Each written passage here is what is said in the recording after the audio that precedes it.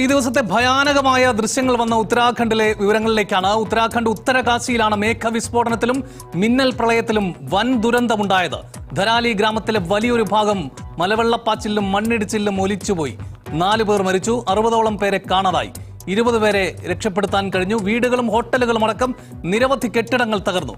ഖീർഗംഗ നദിയിലെ വൻ വെള്ളപ്പൊക്കവും ദുരന്തത്തിന്റെ ആഘാതം വർദ്ധിപ്പിച്ചു. കരസേനയും ദേശീയ സംസ്ഥാന ദുരന്ത നിവാരണ സേനയും പോലീസും ഉൾപ്പെടെ രക്ഷാപ്രവർത്തനം തുടരുകയാണ്. ജിതിൻ ചന്ദ്രനുണ്ട്. ജിതിൻ, അത്യന്തം ആശങ്ക ജനിപ്പിക്കുന്ന തരത്തിലുള്ള ഭയാനകമായ ദൃശ്യങ്ങളാണ് പുറത്തു വന്നുകൊണ്ടിരിക്കുന്നത്. ഒരു പ്രദേശമാകെ തുടച്ചു നീക്കപ്പെടുന്നതും രക്ഷപ്പെടാനുള്ള ആളുകളുടെ പരക്കം പാച്ചിലും അതിന് കഴിയാതെ വരുന്ന അവരുടെ മുകളിലൂടെ വെള്ളം ചീറിപ്പായുന്നതൊക്കെ നമ്മൾ കാണുന്നുണ്ട്.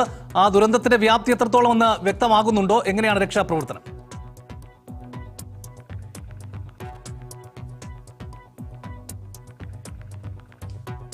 ഉത്തരകാശി